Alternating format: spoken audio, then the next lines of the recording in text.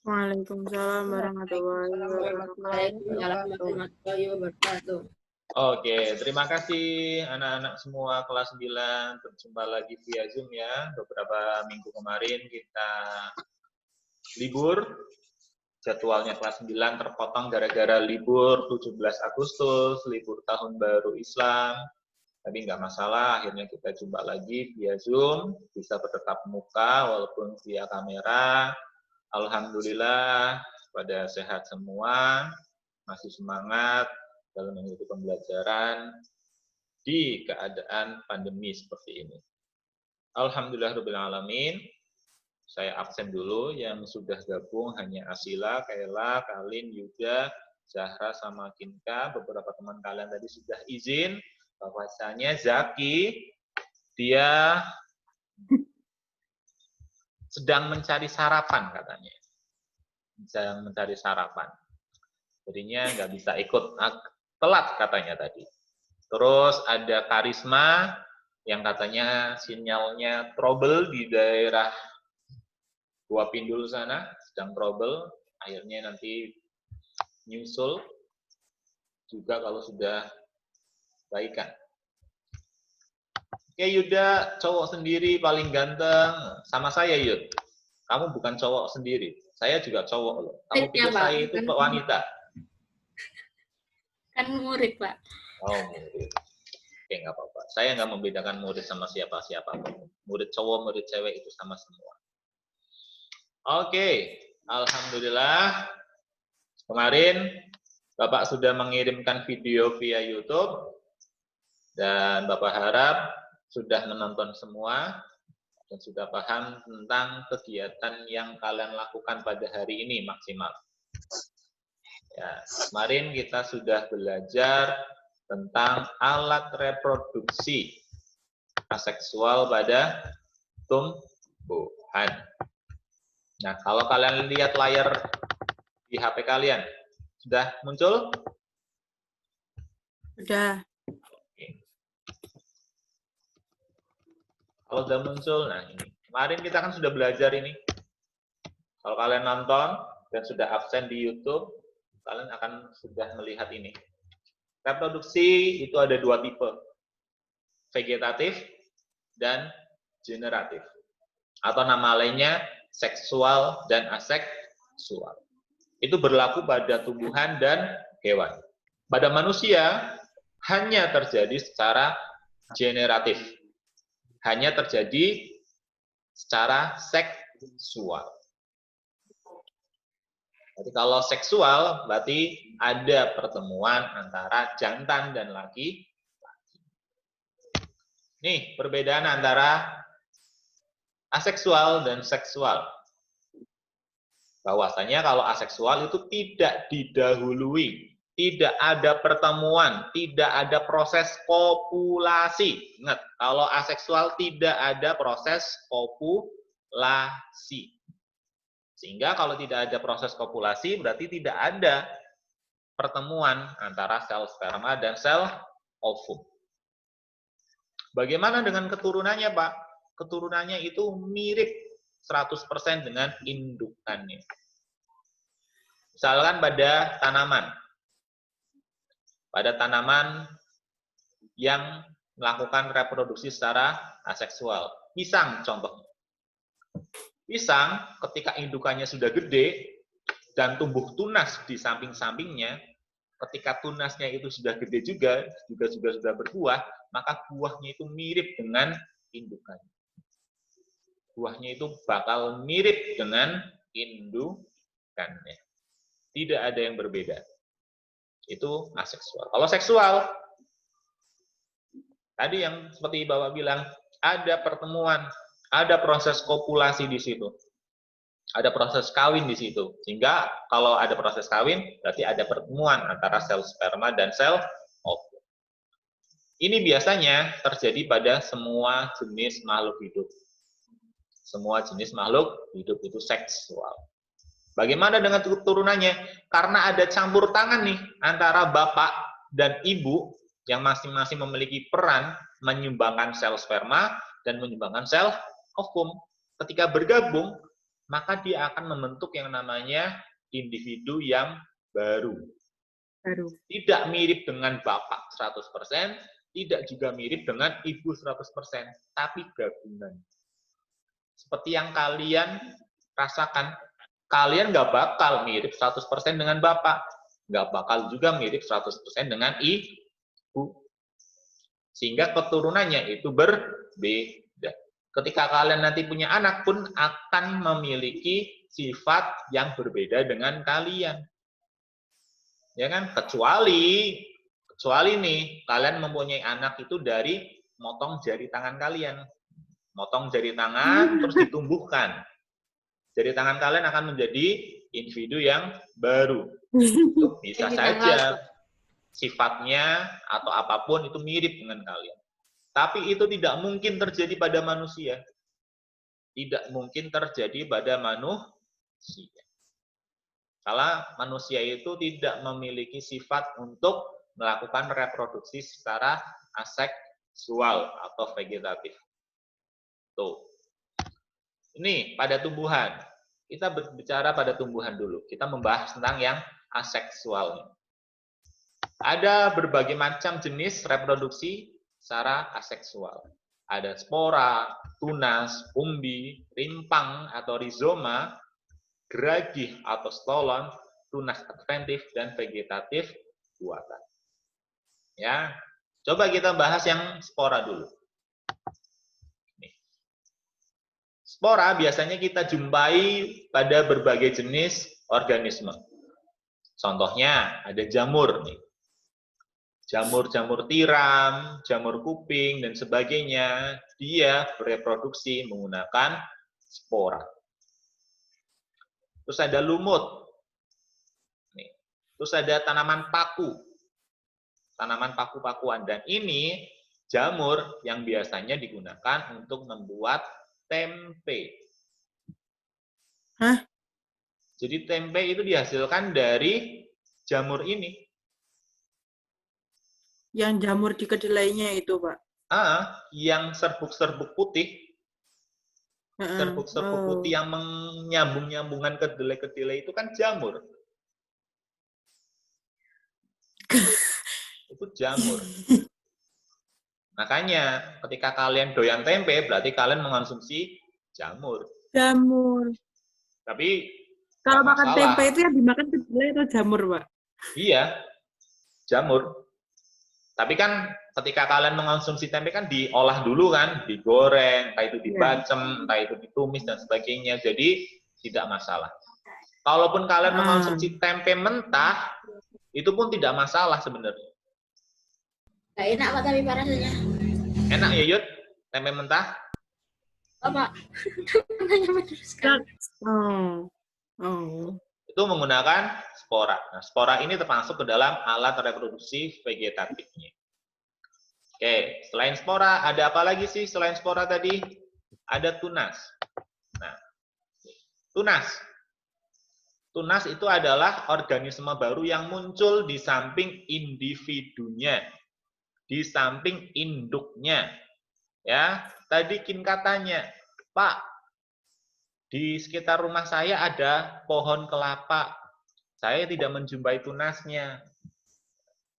Kalau kalian berpikir sering mendengar tunas kelapa, apakah kelapa itu bertunas, memunculkan tunas atau menghasilkan tunas di samping induknya? Pernah menjumpai tidak? Nah, yang bertunas itu apanya sih? Kelapanya. Buah kelapanya kan? Ya. Iya. Buah kelapanya itu dia bertunas, tumbuh tunas. Itu sama halnya seperti biji yang berkecambah. Karena kalian perlu tahu, buah kelapa itu juga termasuk ke dalam bijinya. Biji. Ya, bijinya itu gede memang. Buah kelapa itu biji. Yang ketika sudah tua, dia nanti akan bertunas. Akan memunculkan tunas. Seperti halnya pada biji-biji pada tanaman yang lainnya, yang nantinya akan bertunas juga atau menumbuhkan tunas. Nah, siapa saja yang berkembang biak dengan cara bertunas? Ada pisang nih. Sering kita menjumpai di kebun pisang, ada berbagai macam ini tunas-tunas. Terus ada bambu, terus ada tebu, dan berbagai macam jenis tanaman-tanaman yang rata-rata termasuk ke dalam tanaman monokotil. Mana tanaman-tanaman monokotil. Tebu, jagung, itu juga termasuk ke dalam jenis-jenis yang bertunas. Tuh, tunas. Oke, terus apa lagi? Umbi. Nah, umbi-umbian. Kita tahu umbi itu dibedakan menjadi 3 jenis. Umbi akar, umbi batang, dan umbi lapis. Kita tahu bahwasanya umbi ini tempat menyimpan cadangan makanan. Ya kan? Kalau umbi akar, ubi jalar, terus ada kentang. Nah, kentang sama ubi jalar kan biasanya kalian konsumsi kan untuk makan? Ya kan? Umbi akar kayak sejenis telo, singkong, kalian pakai untuk makan. Umbi batang, kentang, jahe, tebu, itu juga termasuk dalam umbi batang, yang dimana dia digunakan untuk menyimpan cadangan makanan. Ada wortel Asparagus juga. Itu akar, Pak. Gimana? Asparagus itu umbi akar, Iya, asparagus. Oh. Umbi akar. Nah, kalian perlu mengidentifikasi nih, mana sih yang termasuk umbi akar, mana sih yang termasuk ke dalam umbi batang. Ini memang agak rancu.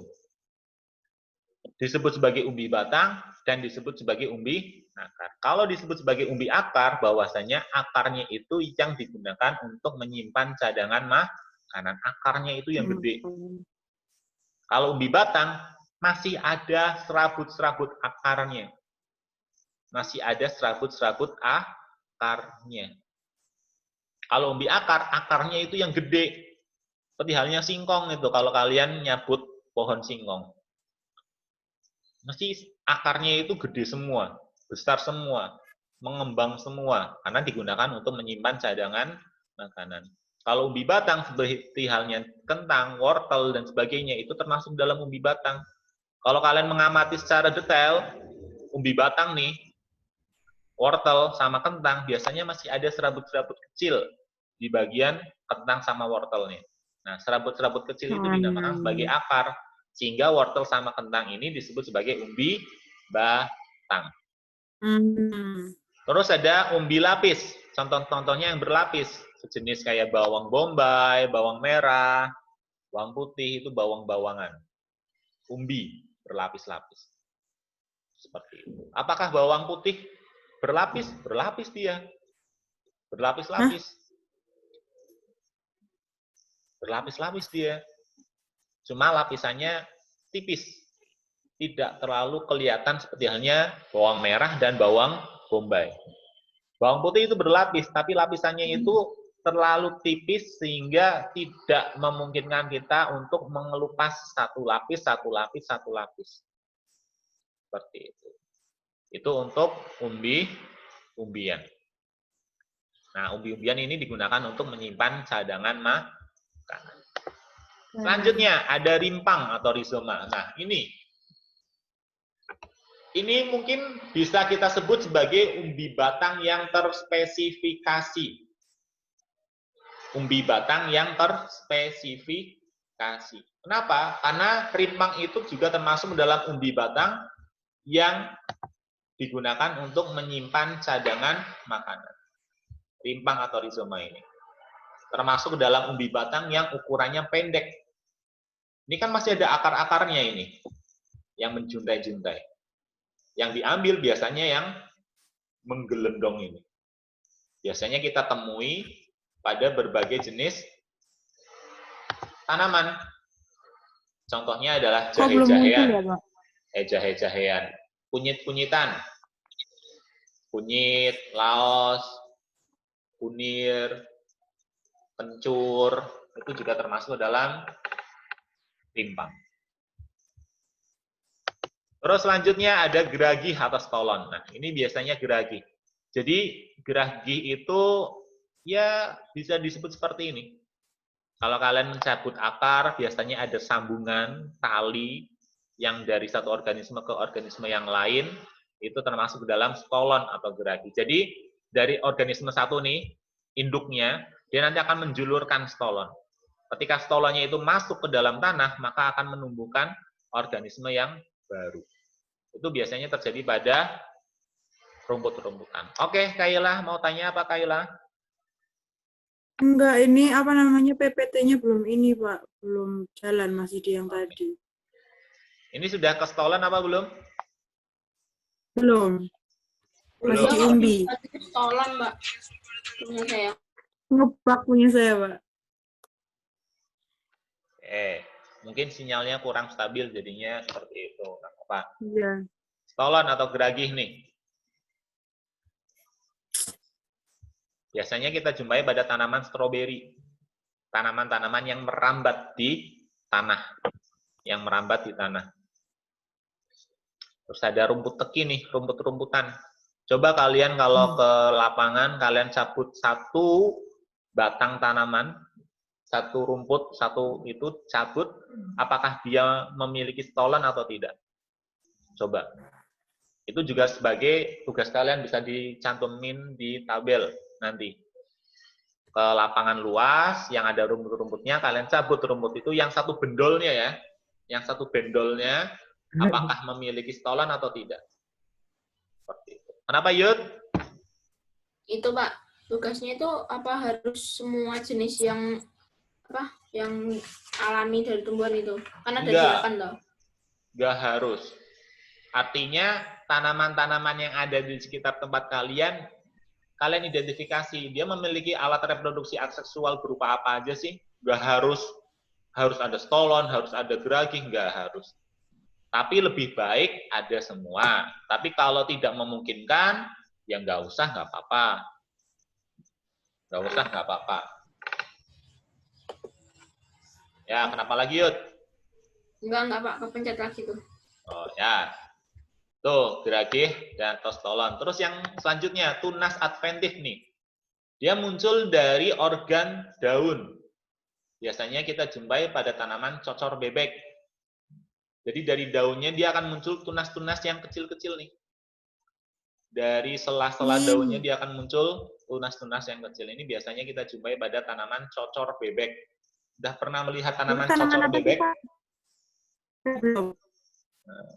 Biasanya kita jumpai pada lingkungan-lingkungan yang berair nih, tanaman-tanaman seperti ini. Bisa kita budidayakan juga tanaman-tanaman cocor bebek. Jadi ketika kita mengambil daunnya, satu helai daun, maka helai daunnya itu akan memunculkan tunas-tunas di sekitar sela-sela daun ini. Tuh, ini kan seperti ini. Tunas-tunasnya muncul dari sela-sela daun. Itu tanaman cocor bebek. Ya, mungkin bentuknya seperti halnya moncong bebek, sehingga dinamakan cocor bebek. Itu tunas adventif. Nah, kenapa Kinka? Itu yang tunas adventif itu, itu lidah buaya itu masuk nggak, Pak? Lidah buaya. Masuk tidak ya? Kalau lidah buaya itu ketika dipotong daunnya, terus dari sela-sela daunnya itu bisa muncul tunas, berarti lidah buaya itu termasuk dalam perkembangbiakan secara tunas adventif. Pernah juga saya mencoba untuk membudidayakan tanaman lidah buaya dengan memotong daunnya, tapi membutuhkan waktu yang lama untuk si daun itu memunculkan tunasnya. Tapi bisa. Berarti daun lidah buaya atau lidah buaya itu bisa disebut sebagai tunas adventif. Bisa. Seperti itu. Ada yang tanyakan lagi? Nah, kalau tidak, kita lanjut ke vegetatif buatan. Nah, vegetatif buatan tadi ada 5. Tapi yang akan Bapak jelaskan di sini meliputi cangkok. Sudah pernah mencangkok belum? Belum. Nah, Besok ujian praktiknya adalah mencangkok ya. Tanamannya malah mati, Pak. Potong Hah? semua itu. Tanamannya malah mati. Gimana Yud? Tanamannya malah mati semua itu. Pernah dengar itu sekali. Pernah? Nggak jadi tapi. Nah, mungkin kurang tepat di mana kamu menghilangkan bagian batangnya. Atau tanah yang kamu gunakan itu kurang subur. Lagi ngapain, Dan? Ya, Pak. Lagi ngapain kamu? Bertahan. Oke. Terus, kesalahan yang mungkin Yuda lakukan yang tadi pertama, kurang tepat dalam hal menghilangkan bagian batangnya. Atau yang kedua, tanah yang digunakan untuk membungkus batang yang sudah dilukai itu kurang apa namanya? Kurang baik. Kurang subur. Ya. Dan ketika si Yuda itu menanam, akar yang muncul itu belum stabil. Masih dalam serabut-serabut akar. Jadi bisa saja itu menjadi alasan kenapa ketika ditanam, tanamannya itu bisa mati. Tuh. Contoh tanaman yang bisa dicangkok berupa mangga. Intinya, tanaman yang bisa dicangkok itu adalah tanaman yang berkayu. Ya, tanaman yang berkayu. Yang keras itu bisa dicangkok. Mangga, asam, jambu, jeruk, rambutan, mahoni, jati itu bisa dicangkok. Tapi kan nggak mungkin kita mencangkok jati, mahoni kan. Mending kita beli bibitnya saja. Kita tanam, udah beres. Tujuan cangkokan untuk menumbuhkan cabang yang menghasilkan buah yang sangat lebat atau sangat manis. Misalkan di satu tanaman ada cabang nih, satu cabang yang dimana cabangnya itu menumbuhkan buah yang lebat. Buahnya lebat, tur manis, sehingga kita mau mencangkoknya, ya udah tinggal dicangkok aja nih cabang ini. Sehingga ketika hasil cangkokannya tumbuh, maka akan menghasilkan buah yang lebat dan manis. Nah, terus ada stek, memotong bagian batang untuk ditumbuhkan menjadi individu yang baru. Kita jumpai pada tanaman mawar, bougainville, tebu, kaktus. Tapi perlu kita ingat, ketika batang yang akan kita tanam harus dicelupkan pada suatu larutan. Larutan apa itu, Pak? Larutan untuk merangsang proses pertumbuhan akar. Jadi tidak seakan-akan habis dipotong, tanam, potong, tanam, potong, tanam, itu nanti kurang maksimal dalam hal pertumbuhannya. Harus dicelupkan terlebih dahulu di suatu larutan hormon namanya. Di suatu larutan hormon yang berfungsi untuk merangsang proses pertumbuhan akar secara cepat. Jadi nanti akarnya akan tumbuh cepat tuh. Terus ada okulasi, menempel. Dan ada enten atau menyambung. Nah, ini adalah alat-alat reproduksi secara aseksual pada tumbuhan. Waktunya sudah hampir habis. Sekali lagi Bapak ingatkan, dikerjakan tugas identifikasi alat reproduksi aseksual pada tanaman di sekitar tempat tinggal kalian, dan hari ini batas pengumpulannya. Ingat, hari ini batas pengumpulannya.